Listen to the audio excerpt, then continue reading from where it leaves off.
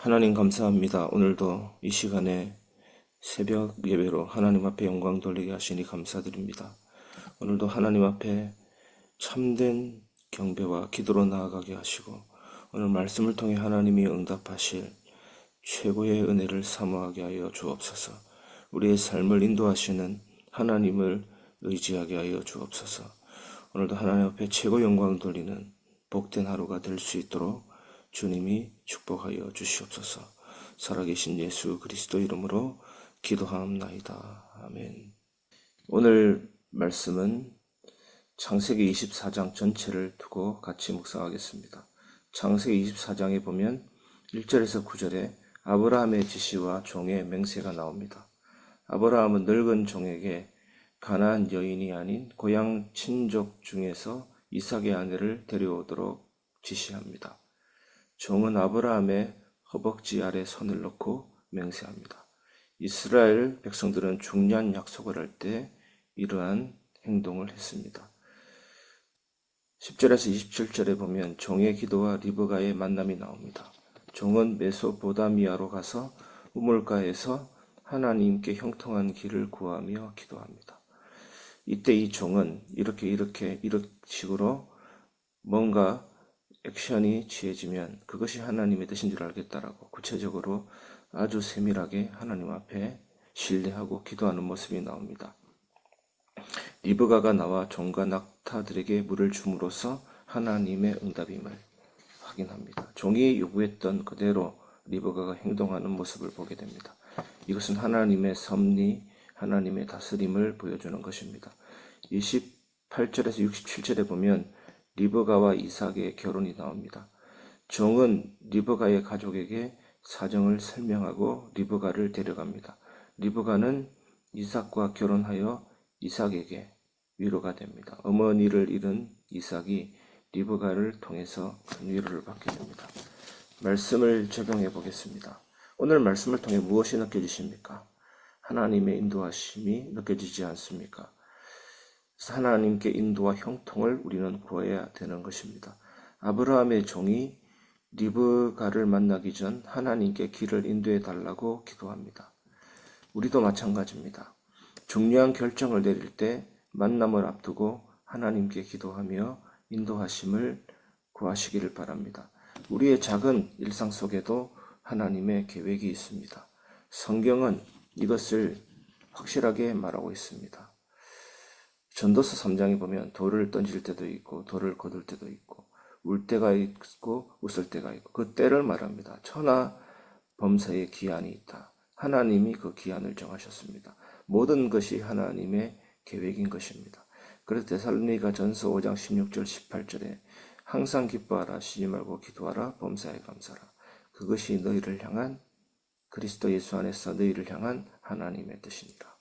오늘 평범한 일에도 감사하시고 안 좋은 일에도 감사하는 그런 축복의 날 되시기를 바랍니다. 그래서 선지자 요나를 통해서 이런 부분도 볼 수가 있습니다.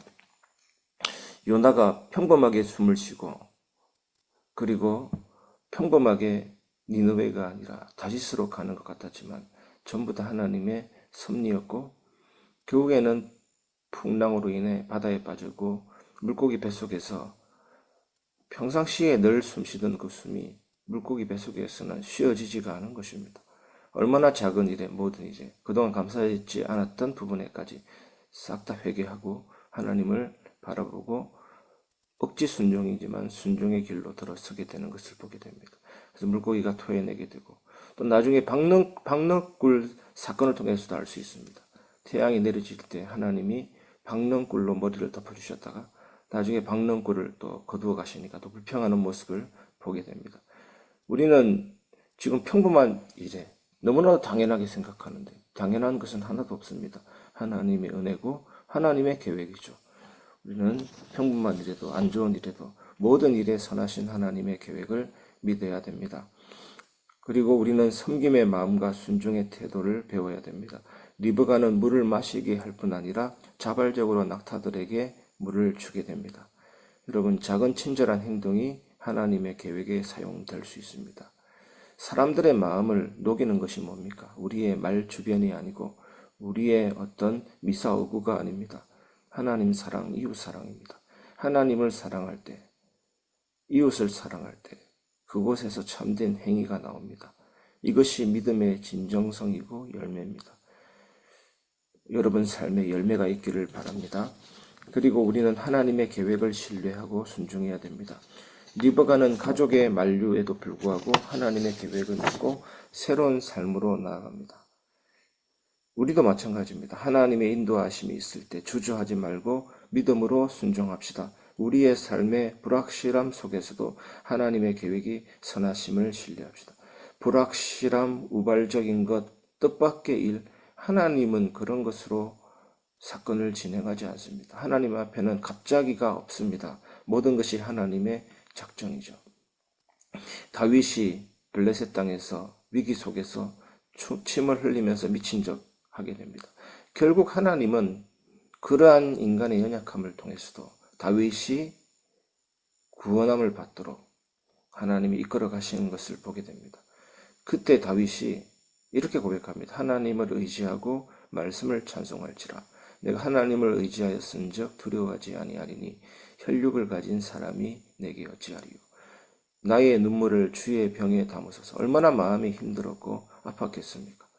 하지만 그 연약함 속에서도 하나님은 선하신 계획, 작정하신 일을 이루어 가십니다. 성경 속 인물이 완벽한 인물들은 없습니다. 예레미야서를 제가 쭉 읽고 있는데 때론 예레미야가 말실수를 하고 거짓으로 말을 할 때가 있습니다. 물론 선의의 거짓말을 할 수도 있지만 연약함 속에서 바벨론 포로됨 이것을 얘기하면 당장 잡혀가니까 왕이 말하지 말라 했는데 예레미야가 그대로 말하지 않게 되면서 생명이 구원되고 하나님의 뜻과 계획이 이루어지는 모습도 보게 됩니다. 하나님이 모든 것을 완벽하게 작정하시고 이루어 가시는 것을 믿으시기를 바랍니다. 인도하심을 받기를 바랍니다. 우리가 여기에서 또 그리스도를 발견해야 될 줄 믿습니다. 아브라함의 계획은 아버지 하나님의 구속 계획과 연결이 됩니다. 아브라함이 이삭을 위해 신부를 찾는 것은 하나님 아버지께서 구원 계획 속에서 그리스도를 위해 교회를 택하신 것과 유사합니다. 하나님께서 우리를 신부로 준비하시고 부르심은 예수님과 연합하기 위함입니다. 그래서 이스라엘 결혼식은 3번이라고 제가 많이 말씀드렸습니다. 정혼식이 있습니다. 정혼식 때 결혼 지참금을 지불하고 결혼 서약서를 작성하고 나서 신랑은 1년 동안 떨어져서 신부와 살 집을 거처를 마련합니다. 그 기간도 결혼 기간이기 때문에 신부는 신랑을 향해서 늘 오매불망 신랑과 함께 살 그날을 바라보면서 준비해야 됩니다.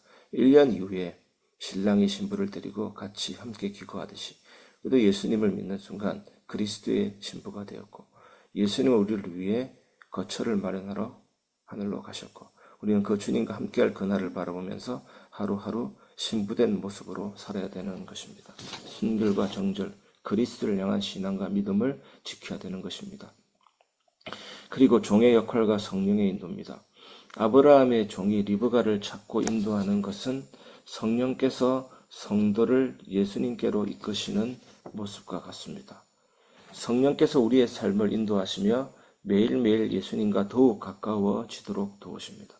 성령의 인도받았더니 뭐가 되고 그거는 우리 입장에 아주 기복적인 그런 표현이죠. 성령의 인도의 역사는 예수님과 더욱 가까워지도록 하는 것입니다. 여러분, 목소리만 크다고 예수 이름만 외친다고 흑암이 무너지는 것이 아닙니다.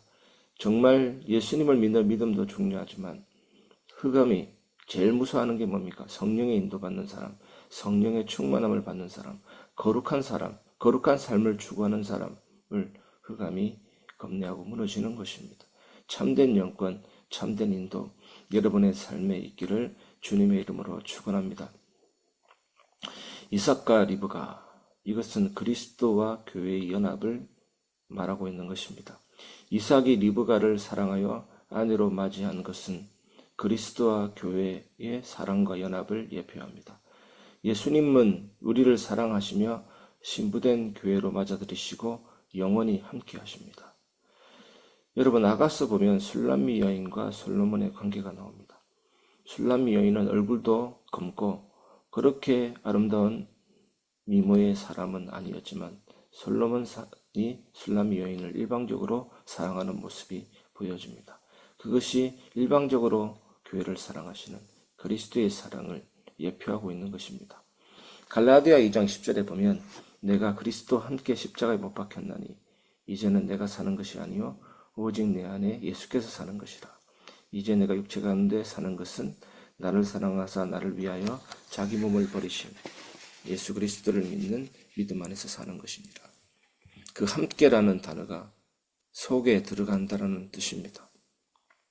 우리가 예수님을 믿고 예수님을 구주로 영접할 때 성령께서 우리를 시공간을 초월해서 그리스도 속에 집어넣어 주셨습니다. 그래서 예수님이 십자가에 죽으셨을 때 우리도 같이 죽은 사건이 발생되었고 예수님 다시 살아나실 때 우리도 함께 살아나는 일이 벌어진 것입니다. 그 속에 들어가는 것입니다. 예수님의 죽음과 부활이 나의 부활이 되는 것입니다. 그것이 연합입니다. 그래서 포도나무 비유를 보면 그 본체에 붙어 있으면 본체의 진액을 받아서 가지가 열매를 맺는다. 바로 그런 뜻입니다. 그리고 로마서에 보면 돌감람나무, 열매 맺지 않는 돌감람나무가 열매 맺는 참 감람나무에 붙어 있으면 그 뿌리의 진액으로 돌감람나무가 열매를 맺을 수 있다. 바로 이런 뜻입니다. 오늘 그리스도와의 연합의 축복 누리시기 바랍니다. 기독교 신앙의 핵심은 머리로만 이해하고 입술로만 고백하는 것이 아니라 실제 그리스도와 연합이 되는 것이 목표고 하나님 우리에게 원하시는 삶입니다. 그래서 바울은 너희가 그리스도의 죽음과 연합한 자가 되면 다시 살아나심과 연합한 자가 되리라. 연합이 우리의 삶에 이루어져야 될 줄 믿습니다. 오늘 여러분 삶에 그리스도와의 온전한 연합으로 죄와 싸워 승리하는 경험인 성화가 활발하게 일어나기를 바랍니다.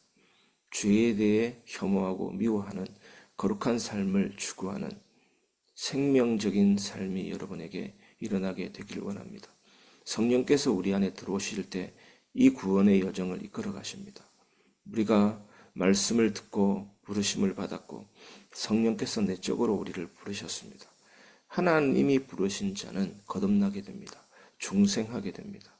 어떤 사람이 말 잘해서 구원의 길, 어떤 길 확실하게 말 잘해서 우리가 구원받은 것이 아니고 실제는 성령께서 나를 부르셨습니다. 외적으로 내적으로 부르셨습니다. 이때 우리가 중생하게 되고 거듭나게 됩니다. 그리고 너는 의롭다라고 칭의를 받게 됩니다. 이거는 법정적인 구속입니다. 내가 내 안에서부터 의롭게 되는 의화가 아니고 칭의입니다. 법정적인 선언입니다. 하나님이 너를 의롭다 하시는 것입니다. 그때 우리는 양자됨, 하나님의 자녀가 되는 축복을 얻게 됩니다. 하나님의 자녀는 반드시 이제는 성화가 이루어집니다. 죄와 싸워서 승리하는 성화, 날마다 회개와 믿음이 반복되는 것입니다. 최초의 회개와 믿음이 구원이었다면 계속되는 회개와 믿음이 성화, 그 성화의 과정을 통해서 우리의 마음이 귀경이 되고 삶의 열매를 맺게 되고 입술만 있는 말만 있는 사람이 아니라 행위가 나오게 되고 하나님 사랑, 이웃 사랑이 실천되는 것입니다. 그러면서 천국에서는 이제 영화롭게 되는 것입니다. 그 영광스러운 미래를 향해서 오늘 하루 여러분의 삶에 성령의 인도가 있기를 바랍니다. 그리스도와 연합되는 하루가 되기를 주님의 이름으로 축원합니다. 이 시간 새벽 예배 말씀을 가지고 같이 기도하겠습니다.